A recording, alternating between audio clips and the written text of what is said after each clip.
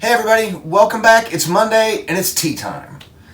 This week I'm going to be talking about a production company rather than a band. I'm going to be talking about Mutiny Productions. They were out of Wheeling, West Virginia back in the mid-90s, early 2000s. They were run by my three friends Matt Welch, Mark Begaki, and Bud Coy. These guys would set up shows in the Wheeling and Moundsville areas, and they helped to build the local scene up there and bring in some regional bands, like myself included. They'd come down to Morgantown, see some shows, and then they'd put on shows up there and bring bands from back and forth. They had a zine going, they booked shows, they had a very small little record label they were trying to run, all under different names. On the Mutiny Productions, and they had their record label Irate Records.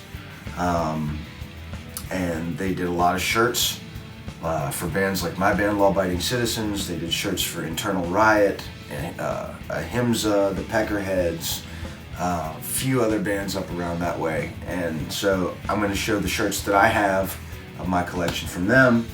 They used to do a zine called The Upheaval, and it was a nice little zine. It got a lot of locals and some regional people involved to do articles and things like that. So I've got this shirt that they did for The Upheaval. It's got a picture of, I believe that's Alcatraz that's on the front of it. Their zine was a cool zine. It was, they did everything from punk bands to art to a little bit of politics. And most of their shirts also had the Mutiny logo printed on the sleeve. But it was a cool zine. It was a way to find out about stuff back in the day before you had the internet. They either gave the zines out or passed them out at the shows. I got this next one. I wore this one a lot. The Statue of Liberty with the Mutiny logo to the front, on the front of it. Then on the back, they got their Mutiny logo on the back of it. I used to have another one that had like the Postal Service logo on it, but instead of the eagle's head come through, it was a fist. I don't have that shirt anymore. I don't know what happened to it, but I have a photo of it because I believe I wore it to Disney World on my honeymoon. So I'll throw a photo up of there because I know I have a photo of me and my wife, and I've got that shirt on. I also said they had a little record label called Irate Records, and so of course I have a shirt from Irate. Got their simple logo on the front of it.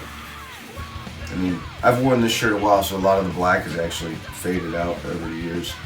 And then the big Mutiny skull on the back of it. And also, and like I said, all the shirts that they did, they all had the Mutiny logo also on the sleeve. These guys were fun. They put on a lot of good shows. I met a lot of good bands and met a lot of good friends through the era that Mutiny was putting on shows up in Moundsville, up at the barn. Those were some great shows. I've got some photos. I'll try to, if I can find some, I'll put up some in the corner there.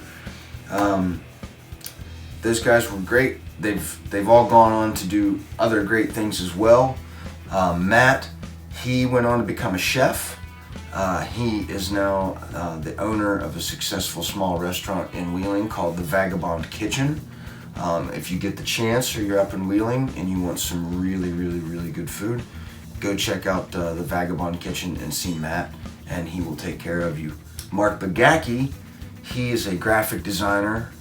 He's gone on to work. He works for a place called Commonwealth Press in Pittsburgh. He does a lot of graphics up there. They do a lot of t-shirts. Mark designed our first Law Abiding Citizens t-shirt, and he's given us an iconic logo that I can't seem to get people to get out of their head, which is awesome. Bud went on to work, be a graphic artist, and he went on to work on video games and for a few other companies as well. I don't get to keep up with Bud as much as I want to, but I see him every now and then posting something on Facebook, and I know that's what he's doing. So he was doing, I don't know if he's doing comic book stuff now or not, but I know he was working on video games for a while. Mutiny Productions was a lot of fun. It holds a lot of great memories for me when I was younger, in my 20s. The shows, the friends. I'm very grateful that I ran across the paths of these three gentlemen. And if, like I said, if you get a chance, check out the Vagabond Kitchen. If you need t-shirts done and you're up in the Pittsburgh area, go to Commonwealth Press. They will hook you up. If I can, I will put links to some of those in the description on the video. So, Mutiny Productions was a lot of fun, and